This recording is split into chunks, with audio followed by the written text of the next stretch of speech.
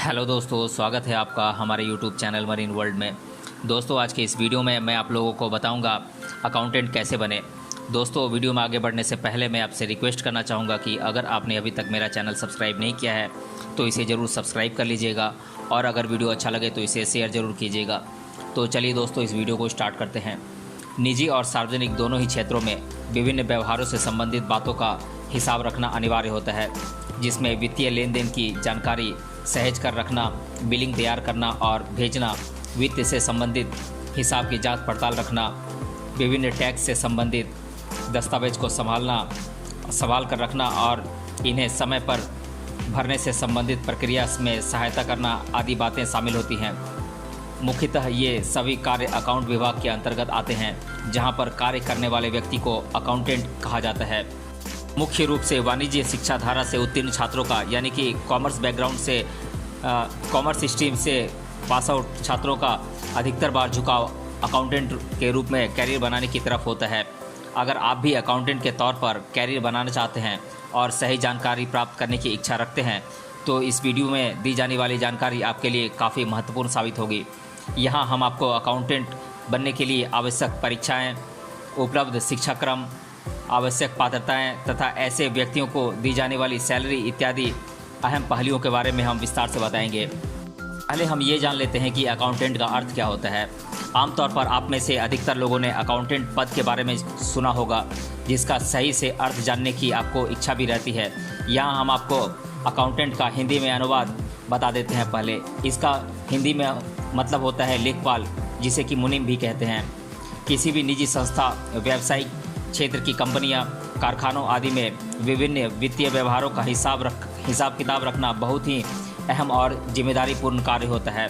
इसके साथ ही टैक्स के कागजात, रसीद इत्यादि को संभाल कर रखना, बिलिंग तैयार करना और उसे तैयार करके भेजना या स्वीकार करना, हिसाब किताब की जांच पड़ताल करना, सैलरी शीट बनवाना, विभिन्न काम करने वाले लोगों की हाजिरी या गैर हाजिरी इत्यादि का रिकॉर्ड रखने का कार्य एक अकाउंटेंट पेशा व्यक्ति करता है।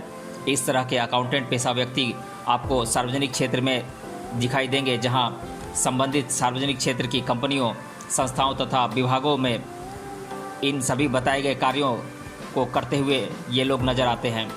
अब हम अकाउंटेंट के प्रमुख प्रकार के बारे में जान लेते हैं। आपको बता दें कि 3 प्रमुख प्रकार के अकाउंटेंट होते हैं: फाइनेंशियल अकाउंटेंट, कॉस्ट अकाउंटेंट और मैनेजमेंट अकाउंटेंट, जिनके द्वारा अकाउंटेंसी विभाग में अधिकतर कार्य किए जाते हैं। इन पदों के लिए आवश्यक शिक्षा और अन्य बातों से संबंधित पात्रता की जानकारी मैं आप लोगों को आगे बताऊंगा। अब हम जान लेते हैं कि फाइनेंशियल अकाउंटेंट कैसे बने।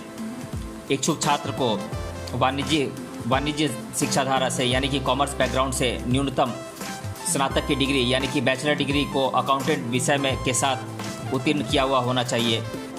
इस तरह की शिक्षा प्राप्त व्यक्तियों को शुरुआत में बुक कीपिंग असिस्टेंट या फिर जूनियर अकाउंटेंट के तौर पर शुरुआत में कार्य करना होता है, जिससे उन्हें आवश्यक कार्य अनुभव प्राप्त हो सके। आपको बता दें कि जो भी व्यक्ति फाइनेंशियल अकाउंटेंट के रूप में कैरियर बनाना चाहते हैं, उन सभी को टैली कोर्स को सफलतापूर्वक उत्तीर्ण करना, यानी कि पास करना काफ़ी लाभदायक सिद्ध होता है, जिसमें आजकल एडवांस टैली विद जीएसटी इत्यादि कोर्स मौजूद हैं। टैली के साथ अकाउंटिंग से संबंधित अन्य शिक्षाक्रम तथा सॉफ्टवेयर को सीखना भी यहाँ पर फ़ायदेमंद साबित होता है। अगर आप ऐसे शिक्षा संस्था से जुड़ते हैं जहाँ आपको ऑडिटिंग, ई पेमेंट, टीडीएस, कंप्यूटर के माध्यम से अकाउंटिंग, शेयर मार्केट, जीएसटी आदि से संबंधित शिक्षा प्रदान हो जाए, तो यकीन मानिए कि आपको फाइनेंशियल अकाउंटेंट बनने हेतु ये सभी बातें मील का पत्थर साबित हो जाएंगी। अंत में कुछ जरूरी कौशल आप में होना आवश्यक होता है, जिनमें आंकलन क्षमता, प्रश्न का हल खोजने की इच्छा शक्ति, गणित में रुचि, तकनीक की मदद से अकाउंटिंग करने की क्षमता आदि प्रमुख बातें शामिल हैं। अब हम जान लेते हैं कॉस्ट अकाउंटेंट बनने के लिए आवश्यक पात्रताएं और प्रक्रिया क्या है। यहाँ हम आपको कॉस्ट अकाउंटेंट बनने के लिए आवश्यक पात्रताओं के साथ इसके प्रक्रिया को संक्षेप में बताएंगे। जैसे कि कॉस्ट अकाउंटेंट के तौर पर भविष्य में आपको कैरियर बनाना है तो इसके लिए कॉस्ट एंड अकाउंटेंसी कोर्स को पूरा करना आवश्यक होता है, जो कि भारतीय कॉस्ट एंड अकाउंट्स संस्था के अंतर्गत आता है। कॉस्ट एंड अकाउंटेंसी कोर्स के 3 चरणों को पूरा करना होता है, जिसके पहले चरण में प्रवेश हेतु न्यूनतम कक्षा 12वीं को उत्तीर्ण करना अनिवार्य होता है। यहाँ पर पहले चरण की अवधि 8 महीने की होती है, जिसके लिए आवेदन करते समय इच्छुक छात्र को की न्यूनतम आयु 17 साल होना आवश्यक होता है। यहाँ पर दूसरे चरण को इंटरमीडिएट कहा जाता है, जिसके लिए इच्छुक छात्र को न्यूनतम स्नातक की शिक्षा को उत्तीर्ण करना अनिवार्य होता है। साथ ही ऐसे उम्मीदवार की न्यूनतम आयु 18 साल से अधिक होनी चाहिए। इस चरण के शिक्षाक्रम की कुल अवधि 10 महीने की होती है। जिन सभी छात्रों ने ग्रेजुएशन के कुल 8 पेपर्स को उत्तीर्ण किया हुआ रहता है, उन्हें अंतिम चरण के लिए पात्र समझा जाता है। इस तरह संपूर्ण कोर्स की अवधि 18 महीने की निर्धारित की गई है, जिसमें सभी उत्तीर्ण छात्रों को कॉस्ट एंड अकाउंटेंसी हेतु प्रमाणित किया जाता है। लगभग 41,000 रुपये के शिक्षा शुल्क में इस कोर्स को आप पूरा कर सकते हैं, जिसमें अधिकतर बार असफल होने का मतलब है कि निर्धारित शिक्षा अवधि में बढ़ोतरी होना। रोजगार की दृष्टि से इस कोर्स को एक उम्दा विकल्प माना जाता है, जिसमें प्रमाणित होने के बाद आप cost controller, chief auditor, chief internal auditor इत्यादि अकाउंट विभाग से जुड़े प्रतिष्ठित पदों पर काम कर सकते हैं। इस कोर्स से उत्तीर्ण हुए व्यक्तियों को निजी और सार्वजनिक क्षेत्र में रोजगार संबंधी बेहतरीन विकल्प मिल जाते हैं, जिसमें भारत सरकार का कैग यानी कि कंट्रोलर एंड ऑडिटर जनरल विभाग भी शामिल है। अब मैं आप लोगों को मैनेजमेंट अकाउंटेंट से संबंधित महत्वपूर्ण जानकारी बता देता हूं। अधिकतर लोगों को विभिन्न व्यवसाय से जुड़े राष्ट्रीय और अंतर्राष्ट्रीय कंपनियों में अकाउंट विभाग में कार्य करने की इच्छा होती है। ऐसी स्थिति में प्रबंधन से संबंधित अकाउंटेंट के रूप में कार्य करने का विकल्प मौजूद होता है, जिसे मैनेजमेंट अकाउंटेंट कहा जाता है। आपको बता दें कि इस तरह के कौशल संपन्न या ऐसा कार्य अनुभव प्राप्त किए लोगों को आए दिन बहुत अधिक महत्व दिया जाता है, क्योंकि KPO IFRS पर कार्य करने वाली कंपनियां कॉरपोरेट क्षेत्र में मूल्य प्रबंधन, विभिन्न देशों में व्यवसाय करने वाली कंपनियों यानी कि मल्टीनेशनल कंपनीज में ऐसे व्यक्तियों की अधिकता से ज़रूरत होती है। ऐसे क्षेत्र में अकाउंटेंट के रूप में कार्य करने की इच्छा रखने वाले व्यक्ति का chartered institute of management accounts यानी कि CIMA का सदस्य होना यहाँ पर आवश्यक होता है, जहाँ पर मुख्य रूप से व्यवसाय से संबंधित जानकारी का विश्लेषण करके निर्णय लेना, वित्तीय नियोजन करना, नफ़ा नुकसान का अंदाज़ा लगाना, व्यवसाय से जुड़े दिक्कतों का हल खोजना, वर्तमान समय के अनुसार वित्तीय नियोजन का परामर्श देना तथा व्यावसायिक रणनीति बनाना आदि कार्य शामिल होते हैं। कुल मिलाकर इस तरह के अकाउंटेंट के रूप में कार्य करते समय आपको व्यावसायिक प्रबंधन, वित्तीय नियोजन तथा मूल्य प्रबंधन ऐसे ही तीनों प्रमुख मानदंडों पर कार्य करना होता है, जहां अच्छे धनार्जन के साथ आपको बहुत कुछ सीखने को मिल जाता है। ऐसे पदों की नौकरियों को निजी क्षेत्र में प्रतिष्ठित भी माना जाता है, क्योंकि राष्ट्रीय हो या बहुराष्ट्रीय इस तरह की कंपनियों का सालाना वित्तीय कारोबार काफ़ी बड़ा होता है। अब हम अकाउंटेंट से संबंधित कुछ शिक्षाक्रम और परीक्षाओं के बारे में जान लेते हैं। आपको बता दें कि अगर एक अकाउंटेंट के तौर पर आपको भविष्य निर्माण करना है तो किसी भी शिक्षाधारा से न्यूनतम स्नातक स्तर की शिक्षा को प्राप्त करना सबसे पहली अनिवार्यता होती है। जो भी छात्र वाणिज्य शिक्षाधारा से स्नातक की डिग्री उत्तीर्ण करते हैं, उनके लिए बाद में इस क्षेत्र में कार्य करना और भी आसान हो जाता है, क्योंकि ऐसे छात्र अकाउंट विषय को अच्छे से पढ़े हुए होते हैं तथा अर्थशास्त्र भी यहाँ महत्वपूर्ण विषय माना जाता है। अब मैं आप लोगों को कुछ शिक्षाक्रमों का विवरण दे देता हूँ, जिसमें परीक्षा को सफलता से उत्तीर्ण कर आप अकाउंटेंट के तौर पर कैरियर का निर्माण कर सकते हैं। इनमें से अधिकतर कम अवधि के प्रमाण पत्र कोर्स हैं, यानी कि सर्टिफिकेशन कोर्स हैं। मैं इनके नाम एक एक कर आप लोगों को बता देता हूँ। ये कोर्सेज़ हैं financial risk manager certification, FRM certification जिसे कहते हैं, चार्टर्ड फाइनेंशियल कंसल्टेंट सर्टिफिकेशन यानी कि CFC certification, chartered financial analyst यानी कि सर्टिफिकेशन ऑफ CFA। चौथा है पब्लिक अकाउंट सर्टिफिकेशन यानी कि सर्टिफाइड पब्लिक अकाउंटेंट यानी कि CPA। और पांचवा है चार्टर्ड सर्टिफाइड अकाउंटेंट CCA। छठा है सर्टिफाइड मैनेजमेंट अकाउंटेंट CMA। सातवां है chartered global management accountant CGMA। आठवां है financial modelling and valuation analyst.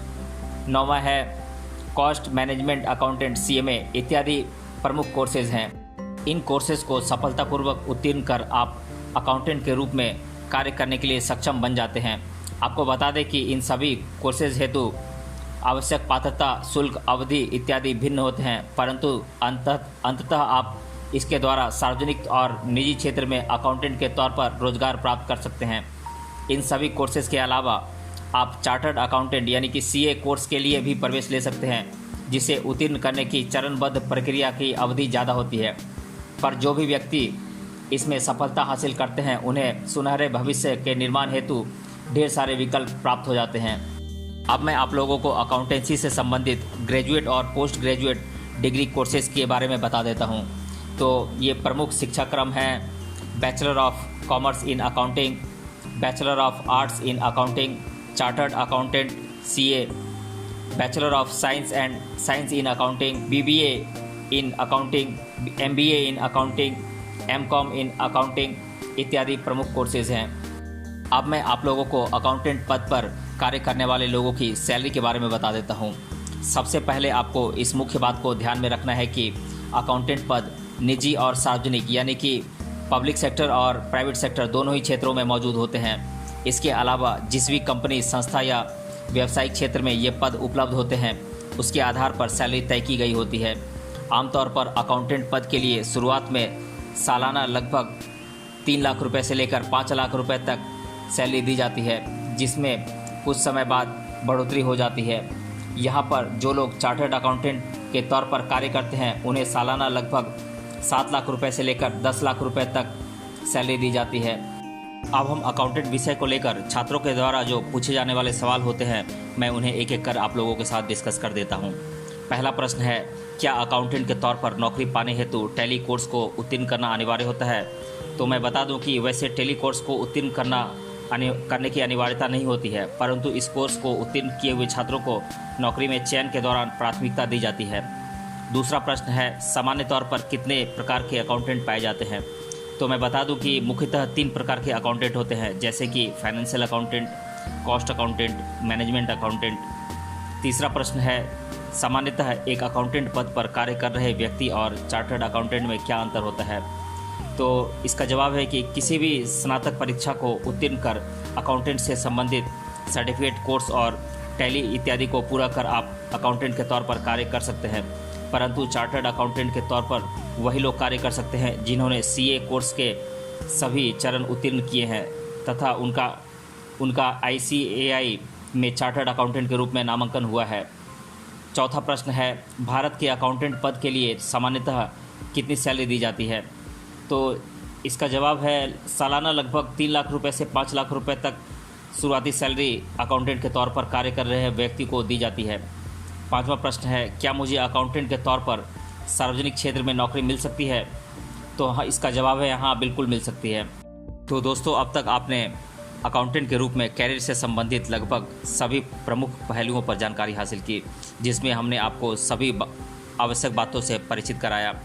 तो दोस्तों, मिलते हैं अगले वीडियो में किसी अन्य टॉपिक के साथ। तब तक के लिए धन्यवाद।